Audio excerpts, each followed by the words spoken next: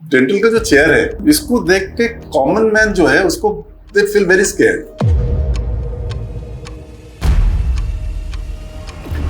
Sir because जो mouth है हमारा वो हमारे सारे नर्वस सिस्टम से अटैच्ड है। Okay. तो उसकी वजह से because we are very close to your brain.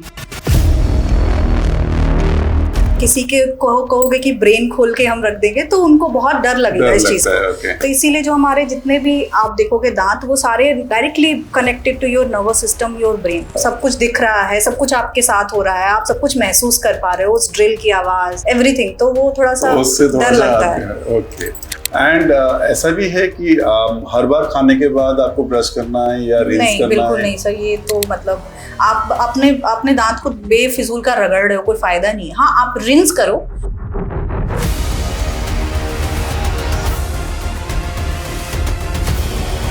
Medicated toothpaste कभी भी आप यूज कर रहे हो तो 15 डेज, उसका prolong period is 15 days. 15 days से ज़्यादा आप कोई भी मेडिकेटेड टूथपेस्ट, एक होता है कि शुगर की क्रेविंग होती है, एक होता है सर जेनेटिकली अगर किसी मदर फादर को होता है तो वो बच्चों में भी आता है। Okay. और उस तीसरी चीज़ होती है जो आपके पेट में, जो मैंने आपको बताया कि एसिडिटी वगैरह क्रिएट हुई, उसकी वजह से होता है। Okay. और जब बहुत ज़्यादा चाय पीते हैं और चाय पीने के बाद इमीडिएट जो पानी पीने की जिनको आदत होती है, तो एकदम फाइन लाइंस आपके दांतों में, क्रैक लाइंस दिखने लगते हैं, जिससे सेंसेशन भी धीरे धीरे होने लगता है।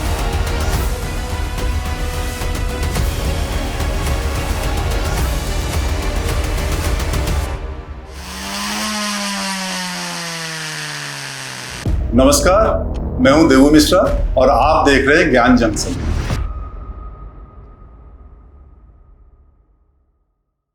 जहां हर मोड़ पे मिलता है एक नया ज्ञान। आज हम बात करेंगे एक कॉमन सा प्रॉब्लम को लेके जिसको मोस्टली हम नेग्लेक्ट करते रहते हैं, और वो जो प्रॉब्लम है वो हमारे हेल्थ से रिलेटेड है, एंड वो है डेंटल हेल्थ। डेंटल हेल्थ को लेके जनरली हम बहुत नेग्लेक्ट करते हैं, तो उस बारे में आज हम बात करेंगे। और आज हमारे साथ जो डॉक्टर हैं वो है डॉक्टर रामेश्वरी पांडे।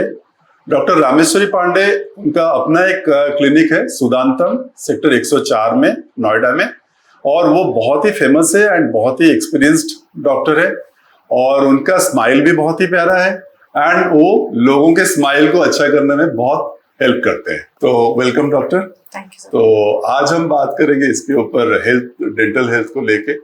तो सबसे पहले मैं पूछूंगा कि ये जो डेंटल का जो चेयर है, इसको देख के कॉमन मैन जो है उसको दे फील वेरी स्केर्ड। तो ऐसा क्यों है? सर बिकॉज जो माउथ है हमारा वो हमारे सारे नर्वस सिस्टम से अटैच्ड है। Okay. तो उसकी वजह से because we are very close to your brain, तो लोगों को बहुत ज्यादा, अब आप किसी के कहोगे कि ब्रेन खोल के हम रख देंगे तो उनको बहुत डर लगेगा इस चीज को। Okay. तो इसीलिए जो हमारे जितने भी आप देखोगे दांत वो सारे directly connected to your nervous system, your brain. हम सबसे पहले जब भी दांत का कोई प्रोसीजर करते हैं तो we have to very precise कि हम जहां भी जा रहे हैं वी आर नॉट डायरेक्टली हम अटैक कर रहे हैं आपके ब्रेन के नर्वस सिस्टम को, तो हमें बहुत प्रिसाइज होना पड़ता है। इसीलिए लोगों को ये बहुत फियर होती है। और आप देखो कि आप एक इंजेक्शन लेके किसी के मुंह में लेकर जाओगे, ऑब्वियसली आपके आईज के इतने पास कोई चीज जा रही है तो आपको वो बहुत ज्यादा डर लगेगा। अच्छा, that is the main reason actually. बाकी चीज में तो चलो सर्जन जो है वो सर्जरी करते हैं, तो आपको एनेस्थीसिया दे देते हैं, बट यहाँ पे आप बिल्कुल अवेक हो, एंड सब कुछ दिख रहा है, सब कुछ आपके साथ हो रहा है, आप सब कुछ महसूस कर पा रहे हो, उस ड्रिल की आवाज, एवरीथिंग। तो वो थोड़ा सा डर लगता है। ओके। आप डेंटिस्ट्री एज ए कैरियर क्यों चूज किया और कब चूज किया? क्या चाइल्डहुड से आपका था? नहीं सर, चाइल्डहुड से तो नहीं था, बट हाँ चाइल्डहुड में मुझे बहुत प्रॉब्लम हुई है डेंटिस्ट को लेकर के, मुझे भी। और बचपन में ही फियर रहता था मुझे भी डेंटिस्ट को लेके। बट माय फादर, उनको ड्रीम था कि एक हमारी जो बच्ची हो वो डॉक्टर बने।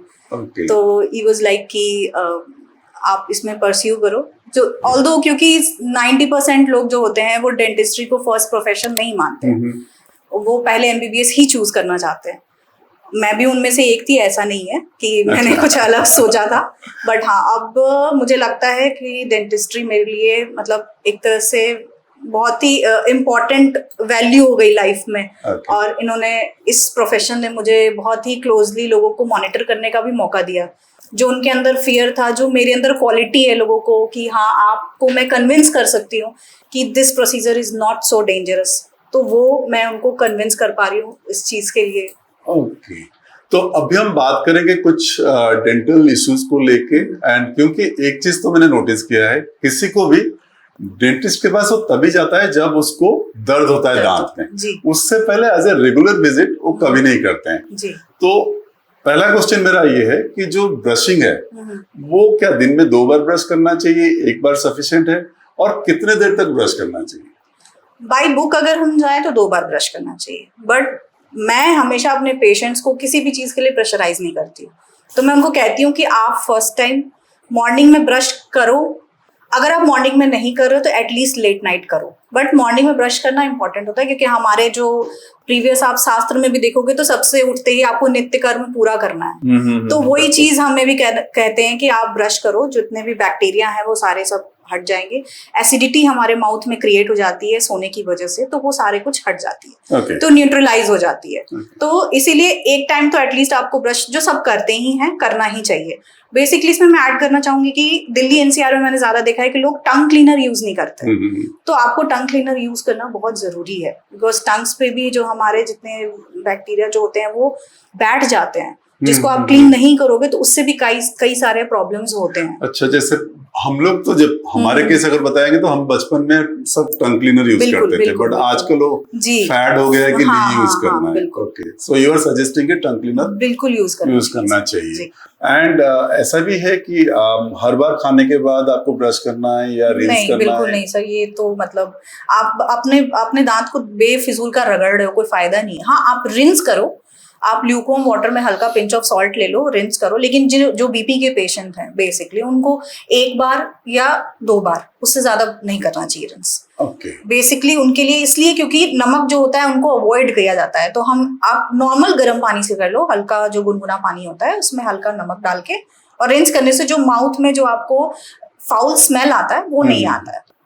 ओके, एंड टूथपेस्ट के ऊपर कुछ आप बताएंगे, क्योंकि बहुत सारे क्लेम होता है कि भाई नमक है इसमें ये है वो है, तो उसके ऊपर मैं अपने पेशेंट को कभी कोई टूथपेस्ट रेकमेंड नहीं करती हूँ जब तक कि वो बिल्कुल प्रेशराइज ना करे। मेडिकेटेड टूथपेस्ट कभी भी आप यूज कर रहे हो तो 15 डेज, उसका prolong period is 15 days. 15 days से ज्यादा आप कोई भी मेडिकेटेड टूथपेस्ट या माउथ वॉश आप कभी यूज मत करो, क्योंकि वो भी आपके माउथ में स्टेन्स क्रिएट करते हैं। अच्छा जी, तो माउथ वॉश को लेके भी बिल्कुल सर, माउथ वॉश तो बिल्कुल आप 15 दिन से ज्यादा रेगुलर यूज मत करो। माउथ में भी हमारे इतने अच्छे बैक्टीरिया होते हैं जो गट को आपको हेल्प करते हैं, पाचन तंत्र में हेल्प करते हैं, और आप उसी को किल कर रहे हो बार बार। Okay, so gut is also related to tooth? बिल्कुल सर, जब भी हमारे पास ये केस आया था, जो कि प्रीवियसली एक पेशेंट आया था जिसने अपने माउथ का इंप्रेशन दिया, because we have launched it कि आप अपने माउथ का एक इंप्रेशन अपने डेंटिस्ट के पास सेव करके रखो, ताकि इन फ्यूचर अगर आपको कभी जरूरत पड़े तो सेम एनाटॉमी पे आपका टूथ रिपेयर हो सके। तो ये हम हमेशा अपने पेशेंट्स को करके उनको हैंड ओवर करते हैं। तो वो आया था जस्ट फॉर की रेगुलर की मैम हमें भी इंप्रेशन देना है, and next year he got with typhoid and jaundice. तो टाइफाइड एंड जॉन्डिस से क्या होता है कि आपके पेट में बहुत ज्यादा एसिडिटी बनती है, तो वो एसिडिटी आपके माउथ को भी रिएक्ट करती है। ये फर्स्ट केस था मेरे लिए, मुझे भी थोड़ा सा अजीब लगा था ये देख के, क्योंकि हम कभी ऐसा कुछ पढ़ते नहीं है, बट एसिडिटी जो होती है आपके माउथ के जो इनेमल्स होते हैं उसको डिस्ट्रॉय करती है। तो उसके काफी सारे कैविटीज हो गए थे, जिसके प्रीवियसली 1 ईयर में एक भी कैविटी नहीं था। तो this was the first case for me, और मेरे को भी ये चीज शॉकिंग लगी, और एक्चुअली में ये चीज होती है। तो अभी हमने कैविटी के ऊपर बात किया, तो अब सबसे इम्पोर्टेंट टॉपिक है कैविटी। दांत में कैविटी बहुत होता है, बच्चों का होता है, बड़ों का होता है, and cavity is a very common problem with it. So can it be avoided, या हो गया तो किस पॉइंट पे उसको डिटेक्ट करके कैसे करना चाहिए? सर, कैविटी कई तरह की होती है। एक तो जब आप शुगर की क्रेविंग्स बहुत ज्यादा होती है लोगों को, तो रात में वो शुगर लेके और फिर सो जाते हैं। अगर आप उसको क्लीन नहीं करते तो वो एक एसिडिटी क्रिएट कर देता है आपके माउथ के इनामल पे। अच्छा, दांत का इनामल एक ऐसा चीज होता है जो वापस से रिपेयर नहीं होता है सर। सेकेंडरी इनामल बन जाएगा, बट जो आपका एक प्राइमरी इनामल है वो नहीं बनेगा। वो जो इनामल है वो एक बार बनता है जीवन में, और फिर वो मरते उस टाइम पे जैसे अब उससे पहले भी चला गया सर। दांत एक ऐसी चीज है जो सबसे लेट आती है और सबसे पहले चली जाती है शरीर से, तो उसको जितना प्रोटेक्ट करके रखते हो, और प्रोटेक्शन का तरीका यही है कि आप फर्स्टली तो आप, जैसे मैंने आपको बताया कि एक होता है कि शुगर की क्रेविंग होती है, एक होता है सर जेनेटिकली अगर किसी मदर फादर को होता है तो वो बच्चों में भी आता है। और उस तीसरी चीज होती है जो आपका आपके पेट में जो मैंने आपको बताया कि एसिडिटी वगैरह क्रिएट हुई उसकी वजह से होता है। तो जब आपका पेट न्यूट्रलाइज रहेगा, आपका माउथ भी न्यूट्रलाइज रहेगा। वो directly connected to your digestive system. तो जब खाते हैं, बच्चे जब खाते हैं, जैसे कहते हैं कि भाई बिस्किट खा लिया, आइसक्रीम खा लिया, ये खा लिया, तो उससे दांत में कैविटी शुरू होता है। Is it a fact? बिल्कुल बिल्कुल सर। बार बार आप कोई चीज खा रहे हो, आप ऐसे, जब हम खाना खाते हैं तो हमारे बॉडी खुद ही रिफ्लेक्स करता है एसिड को, ताकि वो खाने को पचा सके। तो आप बार बार एसिड को रिफ्लेक्स कर रहे हो, तो बेसिकली वी आर, आपको मैं इन्फॉर्म ये कर रही हूँ कि आप एसिड को ज्यादा क्रिएट मत होने दो अपने बॉडी में। अपने बॉडी को न्यूट्रलाइज करो। जो हमारे संस्कृत में भी बोला गया है कि तामसिक भोजन या इस तरह की भोजन जो एसिड प्रोड्यूस करते हैं, वो कम से कम खाना चाहिए शरीर में। तो चाय और कॉफी, कैफीन, इससे क्या दांत के ऊपर कुछ जैसे पीला हो जाता है, ऐसे कुछ हाँ है? जी, हाँ जी, बिल्कुल स्टेन्स आती हैं, उससे भी आती हैं। Okay. और जो बहुत ज्यादा चाय पीते हैं, और चाय पीने के बाद इमीडिएट जो पानी पीने की जिनको आदत होती है, तो एकदम फाइन लाइंस आपके दांतों में, क्रैक लाइंस दिखने लगते हैं, जिससे सेंसेशन भी धीरे धीरे होने लगती है। क्या सजेस्ट करते हैं आप? सर आप चाय पियो, बिल्कुल। क्योंकि जनता तो सबसे ज्यादा चाय ही पीती है सर। चाय पियो आप, बिल्कुल मैं मना नहीं करूंगी, बट थोड़े टाइम के बाद आफ्टर 1 आवर आप रिंस कर लो, अच्छे से क्लीन कर लो उसको। कोशिश करो कि कैफीन का इंटेक थोड़ा कम करो। जो 6 to 7 टाइम्स होता है वो 1 से 2 बार हो, उससे ज्यादा ना हो। और अगर आप चाय पी रहे हो तो पूरे दिन में आप सोचो कि आप कुछ ऐसी एसिड वाली चीजें मत खाओ। अच्छा। हाँ, पानी का इंटेक बढ़ा दो। एक क्वेश्चन ये भी है कि कैविटी हो गया, उसके बाद क्या करना चाहिए?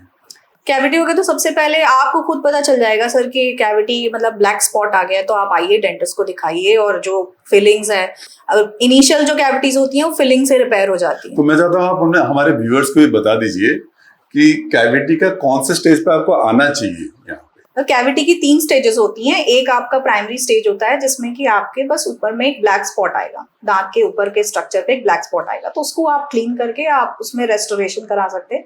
जो भी मटेरियल आपको करवाने का मन हो वो आप करवा सकते हैं। दूसरा स्टेज आता है जिसमें भी हम दांत को बचाने के चांसेस होते हैं, जिसमें कि थोड़ा सा फिलिंग एक्सटेंड होती है, थोड़ी सेंसेशन होती है, तो हम इनडायरेक्ट पल्प कैपिंग करके, एक प्रोसीजर होता है, वो हम करके इसको बचा लेते हैं। तीसरी स्टेज आती है जिसमें कि अब आपका दांत खराब हो चुका है। उसमें भी लोग कई बार बचाते हैं कि भाई दर्द हो रहा है, दर्द की दवाई ले लेते हैं, उसको वहीं पर रोक लेंगे। वो कुछ टाइम तक तो एक्सटेंड हो जाएगा, बट वो आपके दांत को खराब कर देता है। तो फिर आती है वही आरसीटी की स्टेज। आरसीटी सबको पता है, आज के टाइम में बहुत मतलब सब लोग करवाते हैं। रूट कैनलिंग तो सारे हाँ, करते हैं। तो रूट कैनाल कराते हैं और उसके ऊपर कैपिंग लगवाते हैं। ये तीसरी स्टेज होती है। और उसके बाद भी अगर उस टाइम पे भी लोग नहीं माने तो वो दांत पूरा खराब हो गया, ऊपर की पूरी एनामल खत्म हो गई, आपका पूरा दांत टूट चुका है, तो अब लास्ट स्टेज आता है आपका एक्सट्रैक्ट होकर के इम्प्लांट कराना। What is implant? Implant is basically एक रूट होता है और एक उसके ऊपर कैप लगती है। रूट इन द सेंस कि आपको एक स्क्रू लगाते हैं दांत, जैसे आपका कोई फ्रैक्चर हो गया कोई हिस्सा, तो वहां पे जो 2 चीजों को जोड़ने के लिए जो स्क्रू का लगे, उसी को इम्प्लांट बोलते हैं। Implant is like foreign object आपके मुंह में इंसर्ट कर दिया गया या कहीं भी इंसर्ट कर दिया गया बॉडी में, उसको इम्प्लांट बोलते हैं। तो ये क्या डेंचर को रिप्लेस कर सकता है या? लोग करवाते हैं सर, जिनके बोन ग्रोथ अच्छी होती है वो डेंचर को भी रिप्लेस करवाते हैं। कहते हैं कि जो मिथ है कहना है कि भाई जो दूध के दांत है वो गिर जाते हैं तो बच्चों को इतना केयर नहीं लेते हैं उनके पेरेंट्स, वो डेंटिस्ट के पास विजिट नहीं करते हैं बच्चों के दांत को लेके, उसके ऊपर आपको क्या कहना है?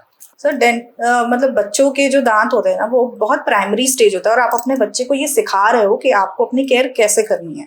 अब जब इनिशियल स्टेज में ही आपने उसकी केयर नहीं की, तो बड़ा होकर के वो क्या ही अपनी केयर करेगा। तो आप इनिशियल स्टेज में जब वो क्योर हो जाता है तो वो थ्रू आउट लाइफ, एक बार जब बच्चों के दांत खराब होते हैं तो उनके परमानेंट टूथ भी खराब होते हैं, क्योंकि आपने इन्फेक्शन तो अंदर पहुंचा दिया ना। अच्छा। और एक प्राइमरी टूथ के नीचे ही आपका परमानेंट टूथ रहता है। जब भी आप एक एक्सरे करवाओगे तो वो नीचे ही इनबिल्ट रहता है। और वो धीरे धीरे करके आपका एक इन्फेक्शन तो क्रिएट कर दिया, फिर आपके जो परमानेंट टूथ होते हैं उसमें भी इन्फेक्शन आ जाता है। अच्छा, तो इसीलिए प्राइमरी टूथ का ट्रीटमेंट कराना बहुत जरूरी है। बिल्कुल, बहुत जरूरी। एंड एक इंटरेस्टिंग बात ये भी है कि जनरली जो उनके दांत थोड़ा टेढ़ा मेढ़ा होता है, ऐसे सुंदर होते हैं, बट जब टेढ़ा मेढ़ा होता है तो दे आर वेरी कॉन्शियस, तो स्माइल भी नहीं करते हैं। तो उसको लेके आपका क्या है, आप स्माइल डिजाइनिंग वगैरह भी करते हैं जी या जी कैसे करते बिल्कुल हैं? बिल्कुल, स्माइल डिजाइनिंग भी होती है सर। और जब ऐसे उसके बहुत सारे स्टेजेस होते हैं, तो हम ऑर्थो ट्रीटमेंट भी करते हैं, स्माइल डिजाइन भी करते हैं, दोनों चीजें होती हैं। और ऑर्थो ट्रीटमेंट बेसिकली 14 ईयर्स से लेकर के 32 ईयर्स तक लोग करवाते हैं। Okay. और स्माइल डिजाइनिंग तो आप किसी भी एज में करवा सकते हैं। अच्छा, तो मतलब स्माइल डिजाइनिंग किसी टाइम पे भी कर सकते हैं, बिल्कुल, सो दैट बिल्कुल जो सर। मॉडल्स है या हाँ हाँ बिल्कुल सर, वो उनके लोग लिए कराते हैं, बहुत, वेनियर्स वगैरह कराते हैं, तो वो कराते हैं जिनको Okay. जरूरत होती है। स्ट्रेस भी एक बहुत मेजर इशू है आपके, ये डेंटल पेन और इन सब चीजों। जब भी आप रात में सोते हो तभी क्यों पेन होता है, वैसे दिन भर आप क्यों नहीं पेन होते? क्योंकि आप अपने माइंड को कहीं ना कहीं डाइवर्ट करके रखते हो। Okay. और रात में आप डाइवर्ट नहीं कर सकते, रात में आपका सब कुछ उस पेन पे कंसाइज कर जाता है, तो इसीलिए पेन उस टाइम पे बढ़ जाता है। Okay. जैसे जैसे लोगों की एज बढ़ता है तो उनको क्या डेंटल केयर ज्यादा लेना चाहिए? सर एज जैसे जैसे आपका एक जब स्टार्टिंग फर्स्ट टूथ आता है तब से ही आपको कंसर्न शुरू कर देना चाहिए। Okay. और विथ एज तो बिल्कुल ही रखना चाहिए, क्योंकि digestion is the main problem for every old age patient. Digestion सबसे ज्यादा बड़ा प्रॉब्लम है। तो हम जब खाना ही ठीक से नहीं खाएंगे, जब दांत नहीं होंगे तो हम चबाएंगे ढंग से नहीं, चबाएंगे नहीं तो खाना पचेगा नहीं, खाना पचेगा नहीं तो आपको प्रॉब्लम रहेगी। तो इसीलिए विथ एज तो क्या मुझे लगता है कि एवरी पर्सन, इंडिया में डेंटिस्ट्री बहुत ही लो स्टेज पर है। जब कि आप फॉरेन में जाओ तो इस चीज के लिए आपको अपॉइंटमेंट्स लेने पड़ते हैं। इस चीज का हमें बहुत रहता है कि इतना हमें हर लोग को समझाना पड़ता है। वहां पे लोग उस चीज को देखते हैं, इंपॉर्टेंट समझते हैं। आपका डाइजेशन आपके दांत से, आपके मुंह से बहुत रिलेट करता है। तो आपको हमेशा हर 6 मंथ नहीं तो एवरी ईयर 1 टाइम एक बार तो डेंटिस्ट को विजिट जरूर करना चाहिए। आप ये मत सोचो डेंटिस्ट की फीस इंडिया में बहुत कम है, बहुत ही ज्यादा कम है। तो वो आप आओ एक बार, अपना एक डेंटल चेकअप कराओ, वो आपको कुछ डाइट बताएंगे, कुछ हैबिट्स बताएंगे, उसको चेंज करो, आपकी लाइफस्टाइल चेंज हो जाएगी। बिल्कुल बिल्कुल। Thank you so much doctor, बहुत सारे यूजफुल टिप्स थे जो अगर सारे लोग इसको फॉलो करें तो अपने डेंटल केयर कर सकते हैं। एंड जैसे बहुत सारे ओरल हेल्थ बहुत जरूरी है, क्योंकि ओरल कैंसर भी हो रहा है because of gutkha and all those things, and अगर नेग्लेक्ट करते हैं उससे भी होता है। तो आई होप कि जो ऑडियंस है उनके लिए ये बहुत यूजफुल है। और आगे भी आप ऐसे ऐसे सब्जेक्ट पे आपको देखना है तो every week will be coming with a new specialist and new topic. इसको आप शेयर करिए, अगर आपको अच्छा लगा है तो ज्यादा लोगों को पता चलेगा, तो ज्यादा लोग इस पे अपना डेंटल हेल्थ पे केयर ले सकते हैं।